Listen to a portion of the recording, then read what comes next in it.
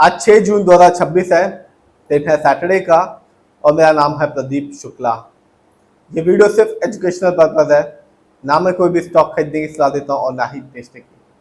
मैं आज बात करने वाला हूँ सिटी यूनियन बैंक के बारे में, क्योंकि इस कंपनी ने एक्सचेंज को बताया कि कंपनी 8 साल के बाद अपने शेयर होल्डर्स को बोनस शेयर देने वाली है। हर 3 शेयर के बदले में 1 शेयर। तो जिसके पास भी इस कंपनी के शेयर होंगे रिकॉर्ड डेट से पहले, उसे कंपनी हर 3 शेयर के बदले में 1 बोनस शेयर देगी। और जो रिकॉर्ड डेट बताई जा रही है वो है 12 जून 2026 को।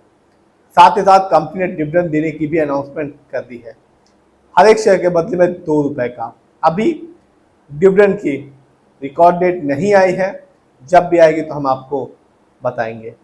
इस कंपनी के बारे में बात करूं तो जैसा नाम से पता चलता है, सिटी यूनियन बैंक है, बैंकिंग सेक्टर की कंपनी है, फाइनेंशियल असिस्टेंस देती है, कॉर्पोरेट सेक्टर में काम करती है, रिटेल में काम करती है।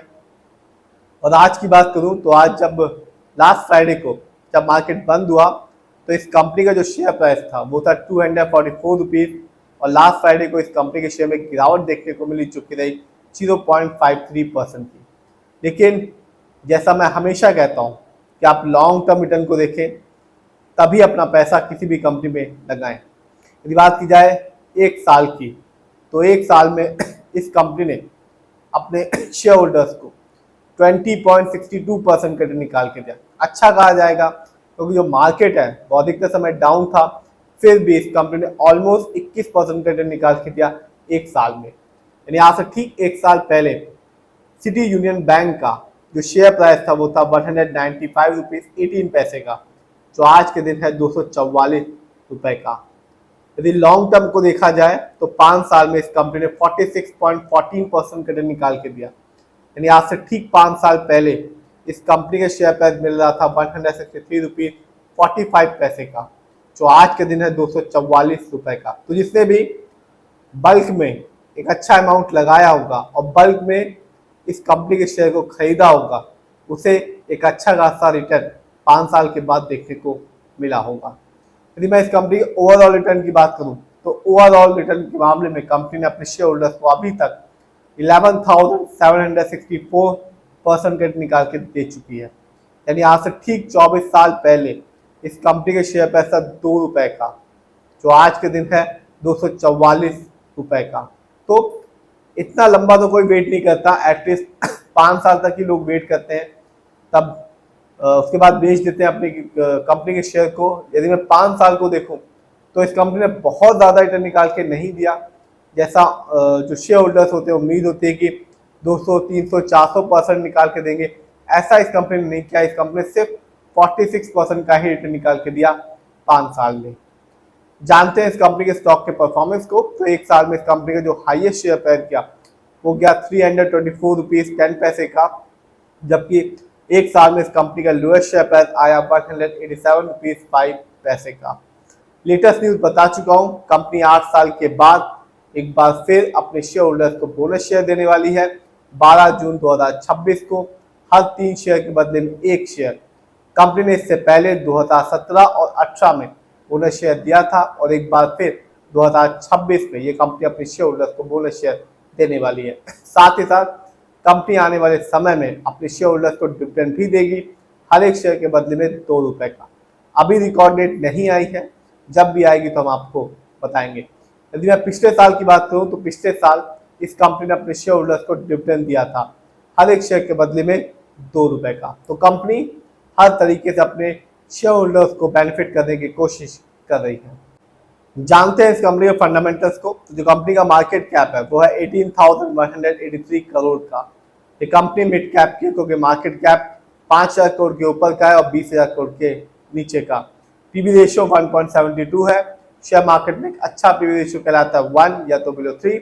इंडस्ट्री पी 13.24 है।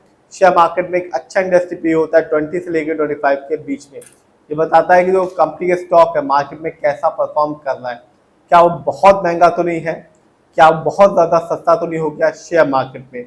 डेब्ट टू इक्विटी नहीं है, यानी कि इस कंपनी पर किसी भी तरह का कोई लोन कर्ज नहीं है। इस कंपनी का आरओई है 12.55%, अच्छा खासा है, ना तो बहुत कम है और ना ही बहुत ज़्यादा।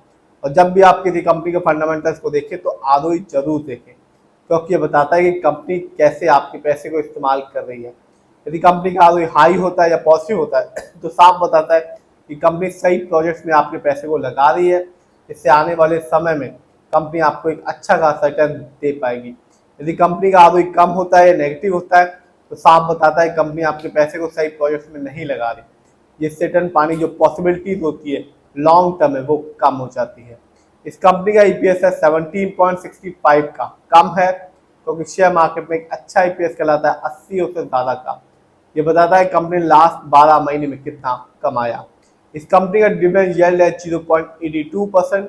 शेयर मार्केट में एक अच्छा डिविडेंड यील्ड कहलाता है 2% से लेकर 6% के बीच में, और हाई डिविडेंड यील्ड हमेशा अच्छा माना जाता है क्योंकि ये बताता है कंपनी रेगुलर बेसिस पे एक अच्छा खासा डिविडेंड अपने शेयर होल्डर्स को दे रही है। इस कंपनी का फेस बुक वैल्यू है 142.17 का और कंपनी का फेस वैल्यू है 1। जानते हैं इस कंपनी के फाइनेंशियल कंडीशन को। तो मार्च क्वार्टर में इस कंपनी का जो रेवेन्यू था वो था 2146 करोड़ का, जबकि 2025 में इस कंपनी का ईयरली रेवेन्यू था 6732 करोड़ का। प्रॉफिट मार्च क्वार्टर में इस कंपनी का प्रॉफिट रहा 360 करोड़, जबकि 2025 में इस कंपनी का ईयरली प्रॉफिट था 1124 करोड़ का। देखते हैं किसका कितना पैसा इस कंपनी पे लगा हुआ है। तो रिटेलर्स यानी कि हम लोग का पैसा इस कंपनी में लगा हुआ है 35.89% का, जबकि म्यूचुअल फंड की होल्डिंग है इस कंपनी में 31.82% की, जबकि एफआईआई की होल्डिंग है इस कंपनी में 23.37% की, जबकि डीआईआई की होल्डिंग है 8.92% की। तो कंपनी का अच्छा खासा हर चीज़ है, चाहे वो फंडामेंटल हो, फाइनेंशियल हो या शेयर होल्डिंग पैटर्न हो। और 8 साल के बाद ये कंपनी फिर से अपने शेयर होल्डर्स को एक बार फिर बोनस शेयर देने वाली है, और जो डिविडेंड है वो तो कंपनी हर साल दे ही रही है।